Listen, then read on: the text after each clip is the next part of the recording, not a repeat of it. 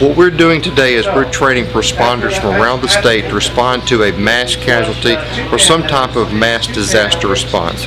We're really stressing them in different scenarios, everything from mass casualty to how they respond to maybe even a smaller scale with 1 or 2 patients trapped in like a building collapse. What was the scenario today? It was a train derailment, basically a passenger train derailment. This was a joint effort with Mississippi State Fire Academy and University of Mississippi Medical Center.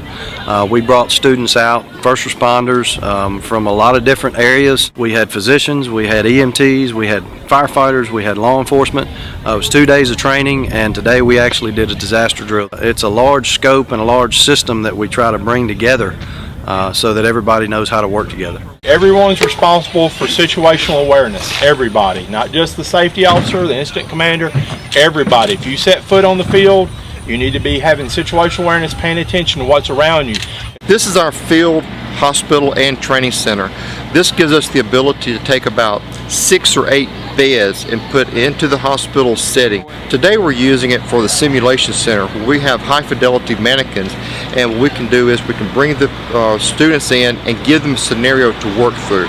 Whether it is a crush syndrome from a building collapse, whether it is an organophosphate exposure, whether it is a mass casualty with multiple people injured, we can run them through different scenarios in here using the high fidelity mannequins. We've got 3 of these throughout the state. We've got north, central, and the southern part of the state with a field hospital like this. We do this every time they have a disaster drill. We come out and they would give them a landing zone class and teach them about the aircraft operations, safety operations of aircraft, in and around aircraft. Anytime there's a disaster, the community is going to come together.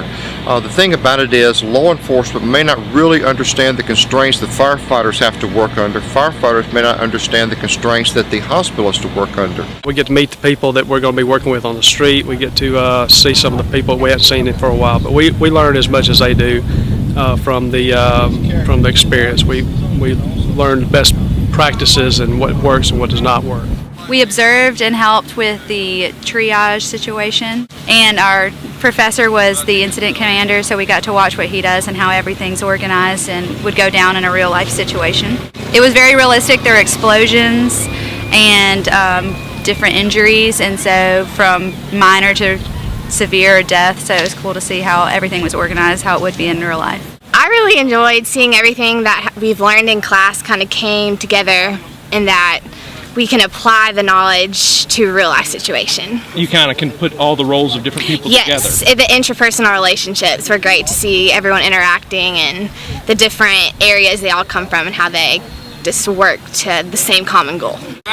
We've been here since 1973. We're a sub-agency of the Mississippi Insurance Department. We train firefighters and emergency responders from all over the country, not just here in our state. UMMC teamed up with us. We've done this 2 years in a row, and we are trying to implement more EMS training and medical training into our curriculum to make it better for all responders. Where y'all from? Northwest